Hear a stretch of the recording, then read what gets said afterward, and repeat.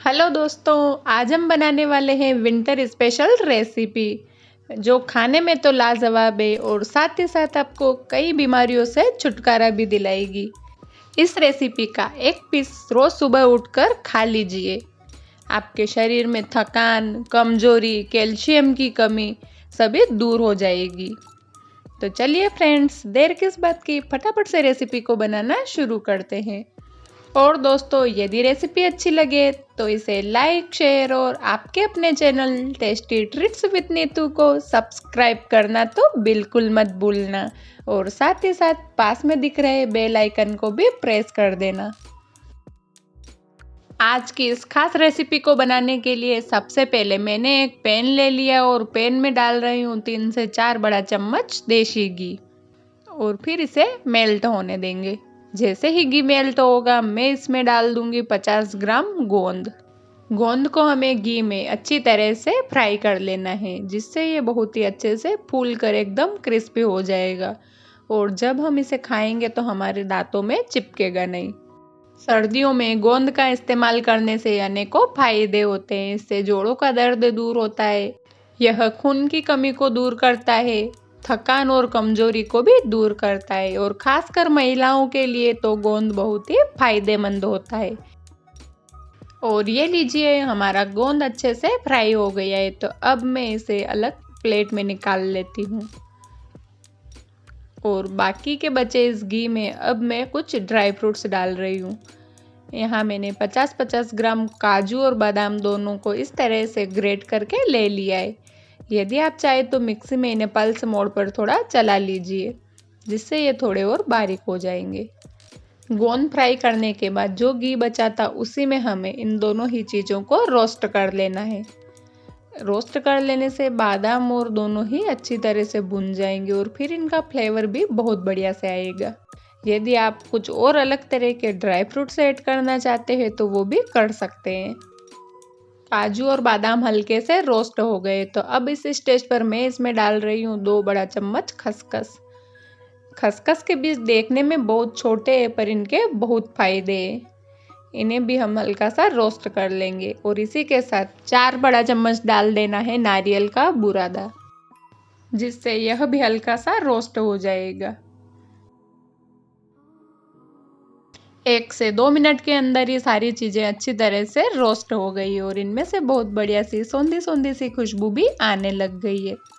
इन सभी चीज़ों को भी एक अलग प्लेट में निकाल लेते हैं। और फिर से इसी कढ़ाई को चढ़ा दिया है मैंने गैस पर और बाकी का जो बचा हुआ घी था उसे इसमें डाल रही हूँ।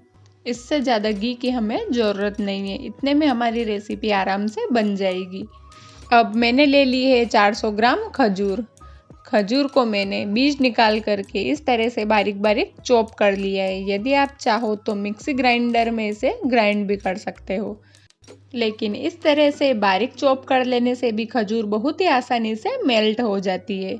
अब इसे लो मीडियम फ्लेम के ऊपर हमें लगातार चलाते हुए रोस्ट करना है। जैसे जैसे हमारी खजूर पकती जाएगी वैसे वैसे यह एक डो के फॉर्म में आने लग जाएगी। खजूर में magnesium, copper, manganese, vitamin B3, vitamin B5 और सेलेनियम प्रचुर मात्रा में पाए जाते हैं, जिसकी वजह से यह दांतों और हड्डियों को मजबूत करती है और साथ ही साथ जोड़ों के दर्द को भी दूर करती है। और यदि शरीर में खून की कमी हो जाती है तो खजूर बहुत ही तेजी से खून को बनाने का काम करती है। इसलिए खजूर खाना हमारी सेहत के लिए बहुत ही फायदेमंद होता है।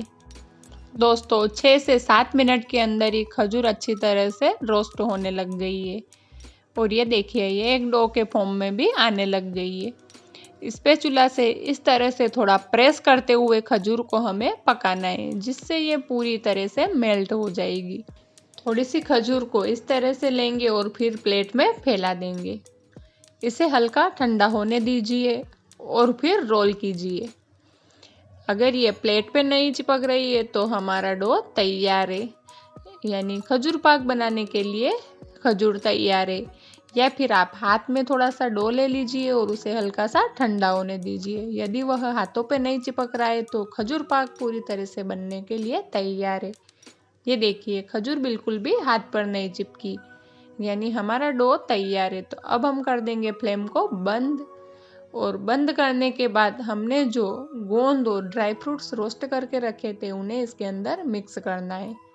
गोंद को अच्छी तरह से क्रश करने के बाद ही हमें खजूर के अंदर मिलाना है, जिससे इसके बड़े बड़े पीस मुंह में नहीं आएंगे।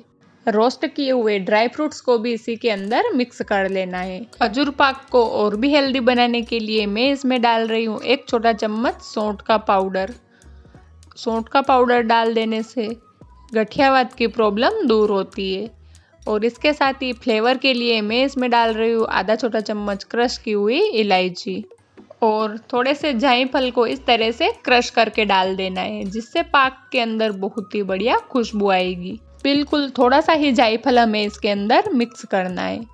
अब इन सभी चीज़ों को गरम गरम में ही फटाफट से मिक्स कर लेते हैं। और ये लीजिए, सारी चीज़ें अच्छी तरह से मिक्स हो गई है। तैयार मिक्स को फटाफट से घी लगी हुई प्लेट में ट्रांसफ़र कर लेना और फिर इसे फटाफट से सेट करना है। यदि आप चाहो तो इसके लड्डू भी बना सकते हो, या फिर इसका रोल कर लीजिए और फिर पीसेस में कट कर लीजिए, जिससे यह देखने में और भी सुंदर दिखेगा। तैयार खजूर पाक को हम आधा घंटा के लिए सेट होने के लिए रख देते हैं। और ये लीजिए, आधे घंटे के बाद हमारा खजूर पाक पूरी तरह से तैयार है। तो अब मैं इसके पीसेस कर रही हूँ। आप अपनी पसंद के अनुसार किसी भी तरह से इसके पीस कर लीजिए। यदि आपको जल्दी नहीं है तो 2 से 3 घंटा तक इसे ऐसे ही सेट होने दीजिए। यह बहुत ही अच्छी तरह से सेट हो जाती है। दोस्तों, आप भी इस विंटर सीजन में इस खजूर पाक की रेसिपी को एक बार ट्राई ज़रूर से करना। और कैसी लगी दोस्तों आज की मेरी रेसिपी, प्लीज़ मुझे कमेंट में लिखकर ज़रूर से बताना।